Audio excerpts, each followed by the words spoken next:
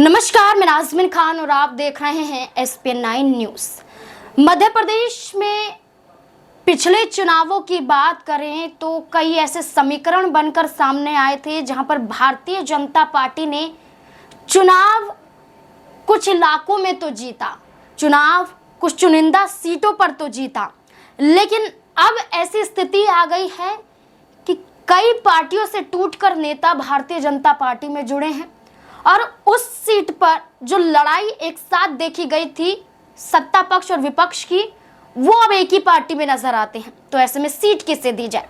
बात की जा रही 2019 के लोकसभा चुनाव की, वो भी मध्य प्रदेश में। मध्य प्रदेश में गुना एक ऐसी सीट थी जहां पर दावा ये किया गया 2019 में कांग्रेस पार्टी में ज्योतिरादित्य सिंधिया मौजूद थे सांसद के रूप में। उन्होंने गुना सीट से लोकसभा का चुनाव कांग्रेस पार्टी के तहत लड़ा।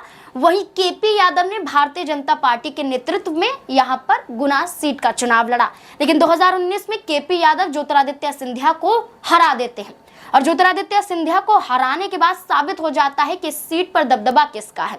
गढ़ तो सिंधिया के कहे जाते हैं, लेकिन दबदबा केपी यादव का देखने को मिला।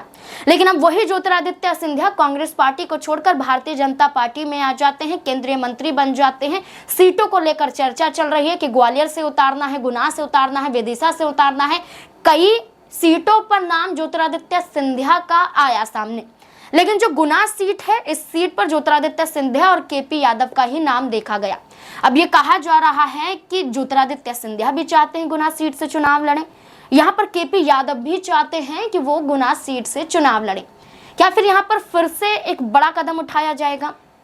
क्या यहाँ पर केंद्रीय चुनाव समिति के तहत फैसला अगर सही तरीके से नहीं लिया गया तो क्या केपी यादव, जो उस दौरान यहाँ पर सत्ता पक्ष में थे और विपक्ष में सिंधिया थे, क्या अब एक ही पार्टी में आने के बाद भी मनमुटाव दूर नहीं होंगे और इसी मनमुटाव के जरिए यहाँ पर फैसला नहीं हो पाएगा? क्या अगर यहाँ पर केपी यादव चुनाव गुना से ही लड़ते हैं तो क्या सिंधिया मजबूरन ग्वालियर से चुनाव लड़ते हुए नजर आएंगे? और अगर ऐसा होता है तो क्या नाराजगी अभी भी बरकरार रहेगी? क्या राय है आपकी इस मुद्दे को लेकर? कमेंट सेक्शन में जरूर बताएं। देखते रहें SPN9 न्यूज़। धन्यवाद।